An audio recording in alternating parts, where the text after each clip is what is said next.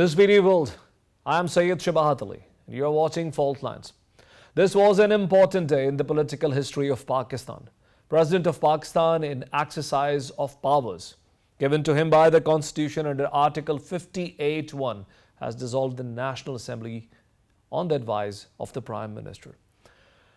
This Article 58(1) provides powers to the Prime Minister, who can advise the President to dissolve the National Assembly within 48 hours. And if the President does not act in 48 hours, the orders stand effective. This has given birth to a new wave of political chaos in the country. The political parties that had a solid representation today in the National Assembly of the country have been taken by surprise and have knocked at the door of Supreme Court of Pakistan. It was an off day. It was a Sunday in Pakistan. Supreme Court had to convene, had to listen to the arguments from various sides, and then had to postpone her business till tomorrow. Because of Ramadan, the business couldn't go beyond particular hours.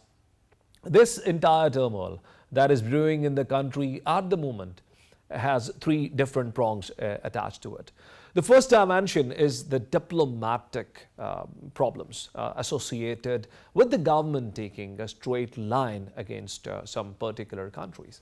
The other side of this issue is the economic cost of this entire episode that has happened, because for the last several weeks, the entire polity of the country is engaged in the political panorama, and less attention had been paid or has been paid to the economic worries of the country. The economic worries are exacerbating. We understand that after COVID, many economies, including Pakistan, have been affected. Third and more important dynamic of this issue that has been widely discussed today on various television channels as well is the legal aspect of it. Now, how correct is this action legally is a concern that has been raised by the opposition parties together. They not only held a press conference today, but also went to the Supreme Court and communicated their concerns to the Superior Court of this country. I am now joined by Dr. Hussain Shahid Saharwardi. He is chairman of IR Department of University of Peshawar. And with him, I have Saqibul Islam. He is Washington, D.C. based Pakistani journalist. I welcome both of you, my guests, to the program. Thank you, Shabbat. Starting from you, Dr. Hussain, what do you think whatever has happened today, how it is going to affect the diplomatic capital gained by PTI's government so far? In fact, diplomatically, whatever happened today, it was the climax. It was the peak time that we have witnessed in these crises. It started from the beginning of March, especially after first week of March. And whereas Prime Minister of Pakistan claims that he knew about it long back. But we also know that Pakistan's relations with the United States, they took a dent during American exit from Afghanistan in last August. However, there were bad blood between the two countries, especially between their relations. And we can see that Americans' resentment was expressed during all, since August last year, during all FATF meetings in which they insisted Pakistan to remain in grey list. However, with this letter gate that was sent back to Pakistan, especially Pakistan's Foreign Office, things have come to the limelight. In the beginning, Prime Minister of Pakistan and the ruling party, government of Pakistan, was not taking the name of United States. They were saying a country. But later on, gradually, the name came to the fore. And as we witnessed today, this morning, Prime Minister, when addressed the country, he took once again the name of United States, which means that diplomatic ties between the two countries would go to the lowest ebb. And I don't think in the foreseeable future there would be something very encouraging between the two countries, with the exception of formalities that they will fulfill. I believe when it comes up, if you say to autopsy it, I believe Pakistan government has taken a very staunch and stern action and stand. They have taken a stand, and the reason is that it is, as we can witness, a direct interference in the internal affairs of a country if this letter is true. Which clearly states that with the success of no confidence motion in the name of Prime Minister Imran Khan, and the name is mentioned, there would be an ease from American government side. And if this no confidence motion not succeeds, then Pakistan will be in hot water. So this clearly states three very important things. One, no confidence motion. Second thing, the name of the Prime Minister, that is Imran Khan.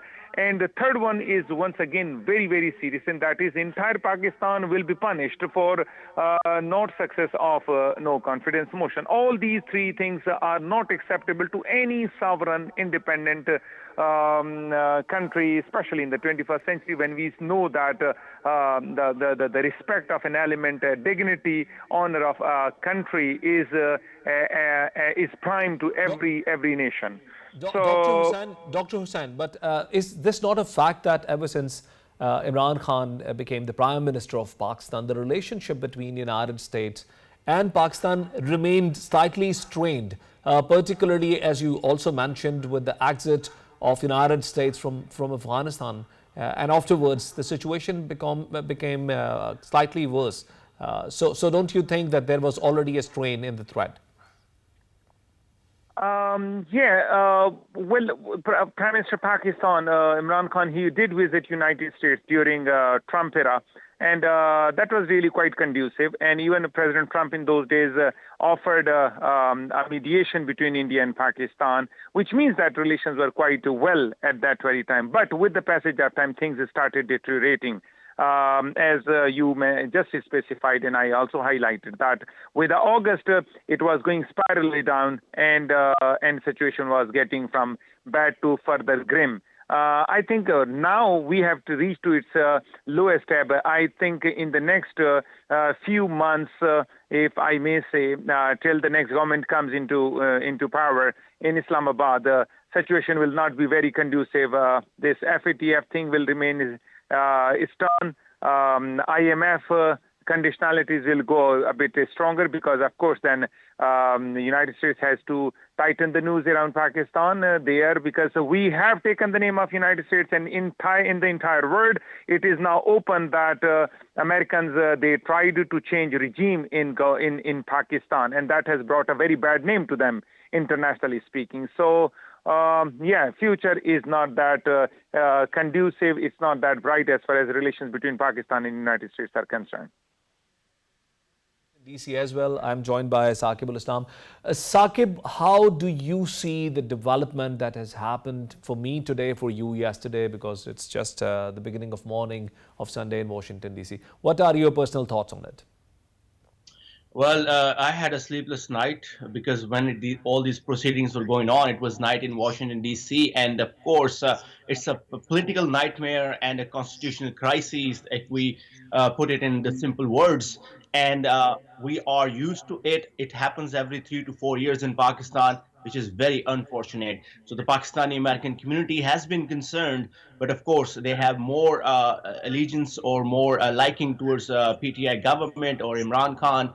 So they were happy, but they were also pretty sad that what's happening. So people were kind of had mixed emotions when it comes to what's happening in Pakistan right now. And if I talk about what's happening on the Pakistan and U.S. front, State Department has categorically denied any interference or any allegations of interference in Pakistani regime, and also White House said that there's no truth to that. Absolutely not. That U.S. tried to change the regime in Pakistan. So with these things in front of us now, what we will see that what Supreme Court does, and at this point we are all waiting what's going to happen tomorrow morning. Saqib, National Assembly has been dissolved, and just a day before the National Assembly was dissolved, Chief of Army Staff General Qamar Javed Bajwa, while addressing a security seminar, categorically said that Pakistan has long-term stakes and interest with the United States. The same sentiments were shared by head of opposition, Mr. Shahbaz Sharif, who said that United States has an indispensable role for Pakistan. Do you think this will help to bring back some of the lost sentiment that from Washington, D.C.?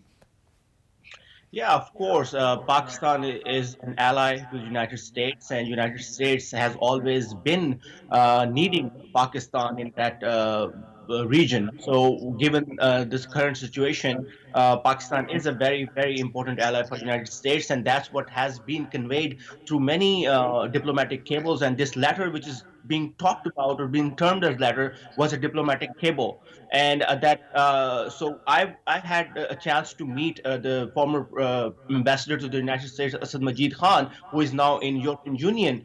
So he looked pretty calm and very firm that nothing bad happened, and it was just a routine diplomatic conversation. And then also the new ambassador Masood Khan is here, and we had an informal meeting with him yesterday. He's trying to connect with the community, but he has not on record or officially said anything about what's happening right now. So the diplomatically, this crisis on a diplomatic front, both countries have taken it seriously. Pakistan has had issued marching notices to uh, the ambassador in Pakistan, which has been appointed, but haven't been there. So second in command they issued, and here Pakistani embassy officer went to State Department and issued them a demarching notice about explaining what's happening. And as I said, both the White House and the State Department have denied any interference and any allegations of interference in Pakistani politics. And of course, the Pakistani army has always been a good partner with America, not only in these different exercises around the world, but also the training that they do with each other. So, of course, Saqib, Pakistani allow Chief me to bring General. back Saqib, allow me to bring back Dr. Hussain Shahid into the conversation. Dr. Hussain, do you think that taking such a hard line against United States so openly, it is going to have some effect with the relationship with the European Union as well, if Tehreek-e-Insaf remains to be in power, because the lines are very clearly drawn now? I don't think the European Union is that easily attached with the United States. European Union has its own foreign policy agenda, and Pakistan is quite well with them. Pakistan is having a very good relationship with them. But when it comes to United States, and then the European Union has a very strong point in their foreign policy principles, that is to support democracy. They never supported any regime change in any part of the world. Even when it came to regime change in Iraq, even at that very time, entire European Union declined to that, with the exception of Britain. And you know that Britain was very conspicuous in that, and they faced the brunt as well. So in terms of the process, in this situation, I believe European Union will be more towards Pakistan. They would really like to know if this letter was authentic, it was genuine, and they would really like to know if this episode that Americans tried to change regime in Pakistan was true, and they would really like to know the validity of the letter. So, which means that yes, I believe it would be more bilateral rather than trilateral. It will be more between United States and Pakistan rather than European Union as well. Dr. Hussain, being an expert of international relations, how satisfied you are with the diplomatic gains made by Pakistan Tehreek-e-Insaf's government when it comes to Pakistan's foreign policy? This is one of the hallmark achievements, as mentioned by Prime Minister Imran Khan, and also our Foreign Office has celebrated this success a lot with the recent OIC meeting taking place once again in Islamabad. So, US and EU apart, how do you see the diplomatic developments that Pakistan made during last 3.5 years? I think we need to understand the dynamics of international relations. Tehreek-e-Insaf during its government in the last 3.5 years, they had their own pluses and minuses in Pakistan's foreign policy achievements. Minuses are that they have lost, which was already not like before even the rise of Taliban, of PTI into the government of Pakistan. Pakistan was not having that conducive relations with the United States, and Americans were very close to India. But during Tehreek-e-Insaf's regime, they lost. They completely lost U.S. Second thing, as far as CPAC is concerned, Chinese are not happy with the progress on CPAC. But when it comes to Pakistan's relations with the Muslim world, Pakistan hosted one OIC meeting of foreign ministers for one-point agenda, that is to support the Taliban regime, which just entered into government in Kabul. And that was not very successful, which means that we wanted to have financial support for Afghanistan, and no such concrete step was taken by the foreign ministers that meeting, as well as their governments. Now, this last 48th foreign ministers meeting was once again a wonderful, it was great success, but we need to see its benefits that Pakistan will muster, our Muslim world will have, and of course then credit will go to Pakistan. So what I'm saying is that foreign policy of Pakistan during Tehreek-e-Insaf was a combination. It was a combination of successes and failures. We'll continue to speak about it, Dr. Hussain, but let me go back to Saqib.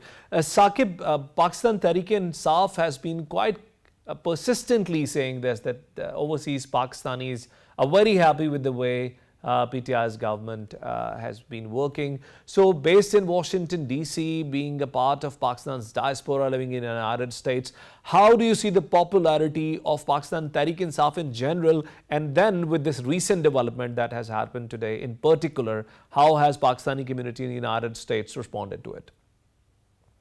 Well, even though it involves United States, whatever the political crises and the constitutional crisis Pakistan is facing right now, but the Pakistani American community is firm on one word: independent foreign policy. That's what Imran Khan is cashing here and around the world, that okay, he wants balanced relationship with superpowers and with smaller countries. So that's what he is cashing on, and that is what is giving his dying political career, I would say, a new oxygen. Of course, this independent foreign policy narrative, he has been successful to build it, and he is going to run this in the next election, and that's where he's going to get the most of course power behind it. And now talking about the Pakistani American community, they have always been, as I said, a big fan of Imran Khan, because Imran Khan has been a very common person or personality or celebrity who was visiting from Pakistan for fundraising and other events, and he has a big following in Pakistani American community, over 500,000 people, who majority of them, I would say 90% of them, support Imran Khan. And at this point now, I had a chance to talk to a few people last night when this whole development was unfolding. People were, as I said, like they were also supporting Imran Khan with mixed emotion of what it is going to mean for Pakistan. Thank you very much for bringing this up, Saqib. Coming back to you, Dr. Hussain, primarily where the crisis is driven out of, as said by Prime Minister Imran Khan in his public speeches as well, is his visit to Russia. Now, again, as an expert of international relations, please help me to understand how critical was it for Russia to have Pakistan's premier standing alongside, or why would it be worrying a country like United States that has not been able to help out a country like Ukraine despite all the promises made? For the arrangements of head of the state or head of the government to visit to another country. It's not that easy that it takes place in a jiffy of time or in a couple of days. It takes more than 3-4 months for making arrangements. Remember that in 2012 to 2014, there was one very important and very critical visit of Russian President Vladimir Putin to Pakistan, and that was cancelled.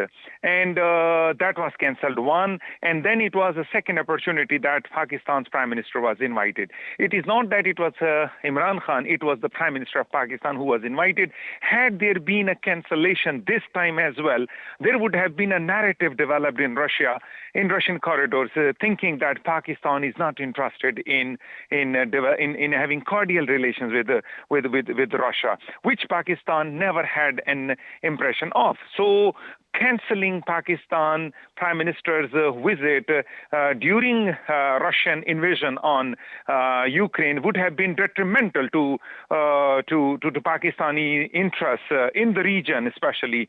So cancelling Prime Minister of Pakistan's visit, I'm not saying Imran Khan, I'm saying Prime Minister of Pakistan's visit would have been really it would have been really harmful for Pakistan's foreign policy.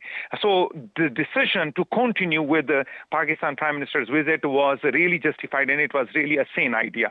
Now, the question is that this visit was not liked by United States. That has its own then meaning. What kind of relations Pakistan was having with the United States? Very cordial. That was not the case. Pakistan was again and again asking United States role in resolving Kashmir dispute between India and Pakistan. Pakistan again and again asked United States to have a positive role, especially in the background of illegally occupation of India occupied Kashmir. They had no such role at all in that, not even a condemnation. Pakistan was always asking for FATF. They were not there. Then IMF and Pakistan's financial difficulties, and Americans were not concerned about that. Just after this August last year, Taliban's entry into Kabul, Pakistan was the country that was definitely not at all liked by Washington people. And I have some friends there, and they were stating that the wind blowing in DC is absolutely against Pakistan. Nobody is there to support Pakistan. So in terms of the process, if that is the case, why should have Pakistan cancelled its Prime Minister's visit to Kremlin? There was no need. There was no such scene that could have developed. Over and above, this letter has played havoc with the feelings of Pakistanis. Dr. Hussain, as you have also criticized some part of foreign policy that has been pursued within PTI's government, there are 3 hallmark achievements that I would want you to comment on. As you yourself said, Kashmir, so Prime Minister Imran Khan has been quite consistent on the issue of Kashmir since the day he was declared winning the elections. I mean, even before taking oath, he wanted to normalize relationship with India, and then also during his period of time, Palestine was brought once again in the center of United Nations Assembly's business, and then his recent accomplishment with regards to Islamophobia. Now, don't you think these are major leaps that Pakistan has accomplished, being a developing economy from South Asia and not having much of an economic clout like India? Without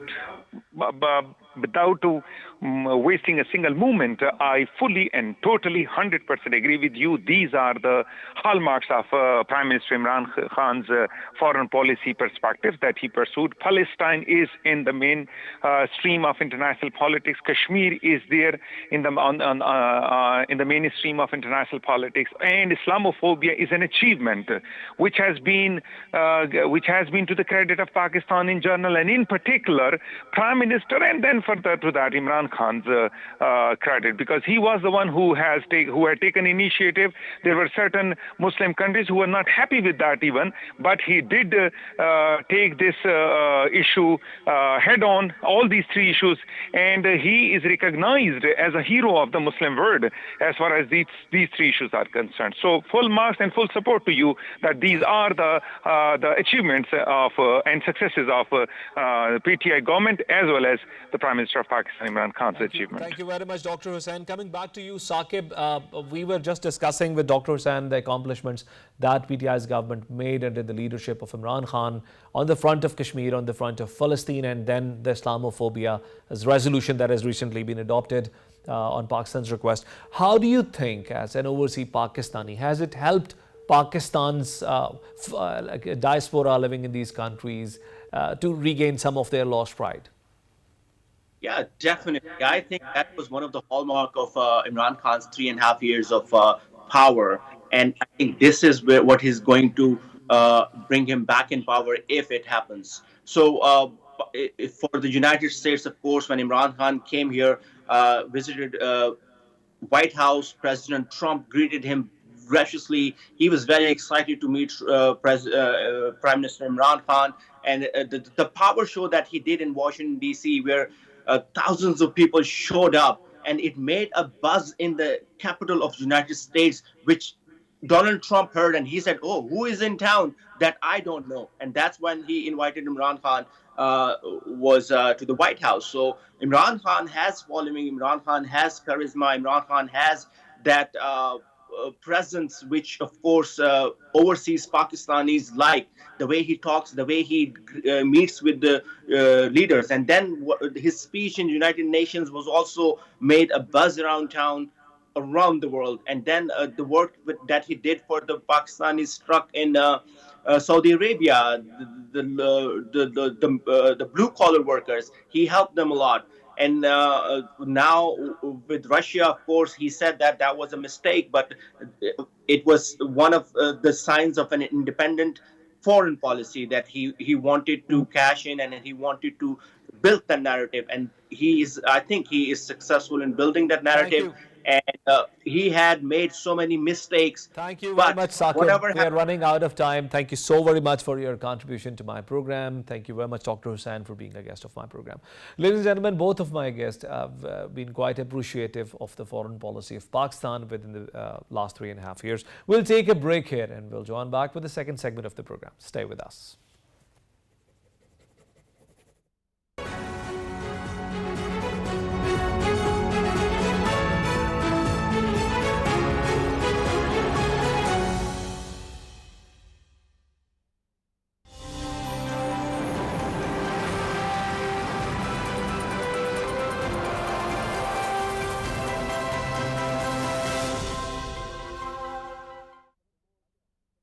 First 10 days of Ramadan are to seek mercy. O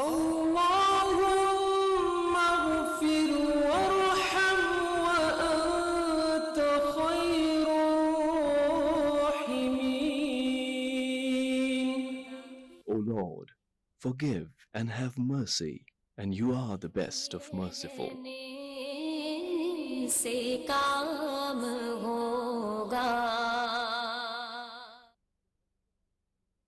First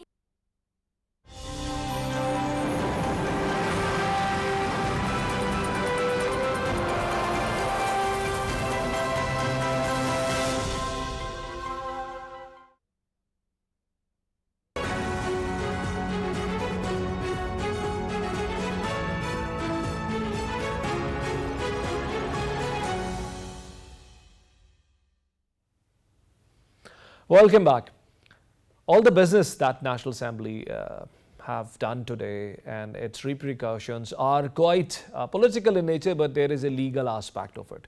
A legal aspect that has been haunting opposition today. Opposition had more than 190 members present to DC, to the Prime Minister, to come up to validate their no confidence against the Prime Minister.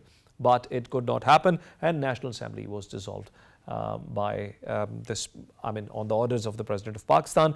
So there have been some legal questions which have been resonating on the media's landscape throughout the day. We thought it's very important to invite a legal expert, and I'm joined by Mr. Muhammad Imran, who is a legal expert and a lawyer of Supreme Court of Pakistan. Imran Sahib, I welcome you to my program.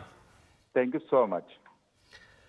First things first, so is this so simple for the Speaker of National Assembly to just take a comment from one of the members and give a ruling right away and leave the House, knowing the fact that there is an overwhelming majority of opposition that are there to vote against the Prime Minister? Is it legally the right course of action?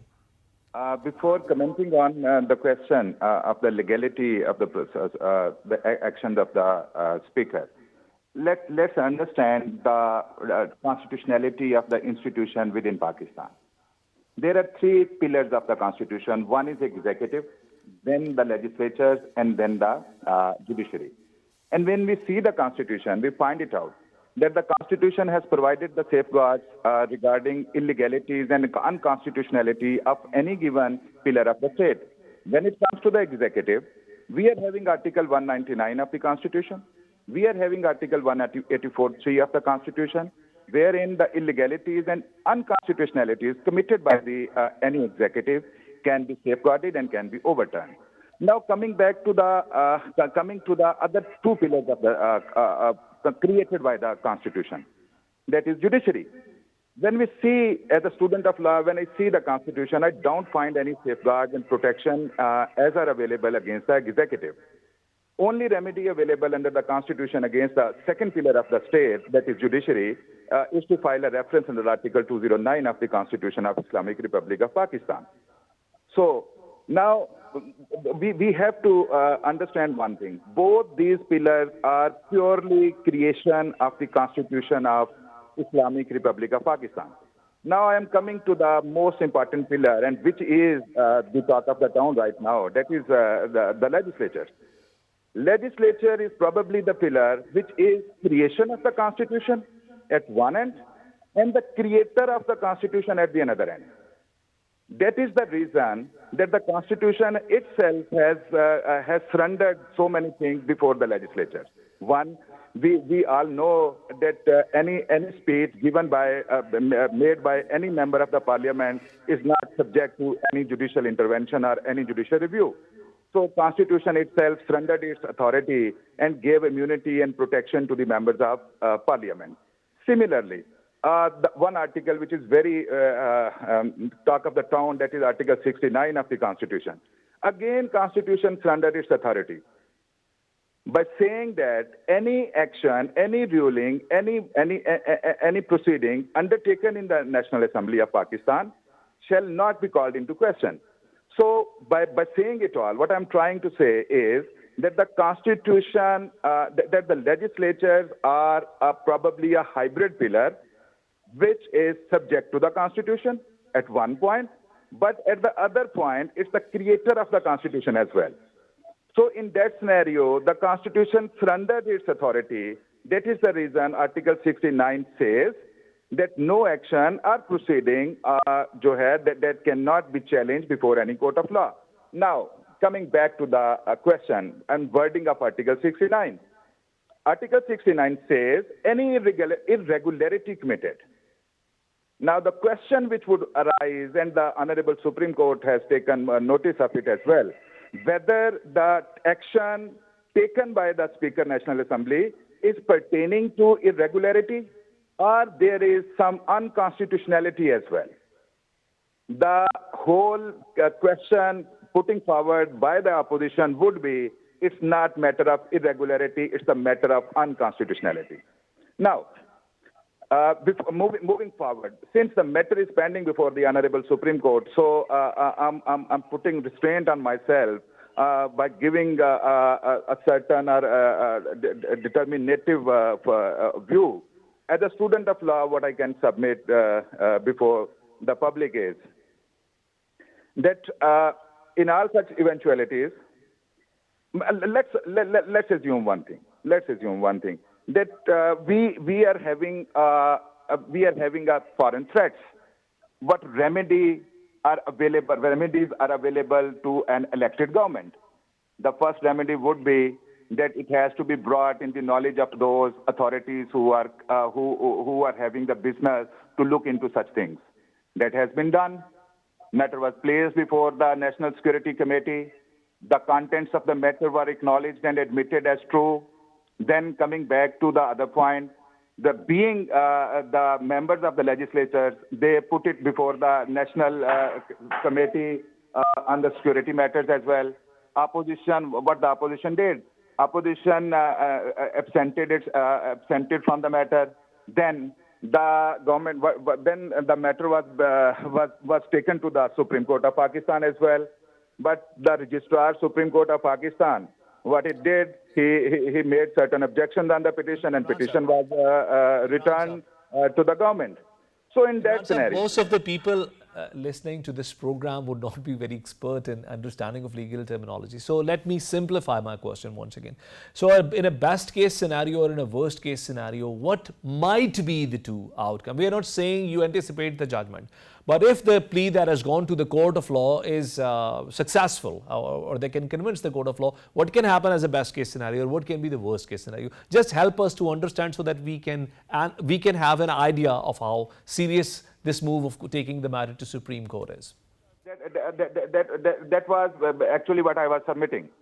All right. What I was saying is, as a government of Pakistan, a letter came to landed in Pakistan where threats were made to the elected government or to topple down the elected government. In that scenario, the government of Pakistan availed all the possible forums and remedies wherein this matter can be taken or investigated. And if you read the order of the Speaker National Assembly, he has not given the definitive judgment. What he has narrated all the facts. He said it need to be investigated by the relevant forums. But my submission is, if it proved subsequently that yes, foreign intervention and foreign influence was there, what would be the scenario? We are such a nonsense. In that scenario, we would be such a nonsense nation that we have toppled down, we had ousted our elected prime minister. And subsequently, it confirms that there was foreign intervention. My submission was that the Honorable Supreme Court must have taken the notice of it, and when the matter was referred to, was placed before the Honorable Supreme Court of Pakistan on Saturday, they should have taken the notice of it. Instead of conducting the court on Sunday, it should have been done on yesterday as well. In that scenario, what my submission is, if I go, there are two ways of interpreting any given proposition, and be that proposition of fact and be that proposition of law. One is the subjective criteria. And if you go by the subjective criteria, I'm afraid that the Honorable Supreme Court of Pakistan can't go beyond Article 69 of the Constitution of Islamic Republic of Pakistan. So in that scenario, the Honorable Supreme Court has to put restraints on it and say that we cannot interfere into the parliamentary sovereignty and parliamentary supremacy. One. Then we move to the subjective criteria of saying the thing, of interpreting the thing, and the objective criteria, pardon me. And the objective criteria is, what were the objects? Whether, and objective criteria would always involve question of facts. And when we move to if the Honorable Supreme Court of Pakistan decide to move into the objective criteria of interpreting the order of the Speaker of the National Assembly, in that scenario, it has to go to the facts as well. It has to find out. Then in that scenario, the scope of the proceedings would expand, and it is not going to be decided in a couple of days. Thank you very much, Imran Saab, for being guest in my program. This was very insightful. I'm thankful. Thank you. Ladies and gentlemen, my last guest in the program, Mr. Mohammed Imran, has given a very different insight of the legal status of this case that is in the Supreme Court of Pakistan at the moment. And what he said is quite remarkable from this angle, that if it happens to be proved that whatever the government has said was correct, we will be in a very different situation, a country that has got rid of its own government on a conspiracy that has been originally breeded abroad. Ladies and gentlemen, the time for this program is over now. We will join you next week with another program, and until then, Allah Hafiz.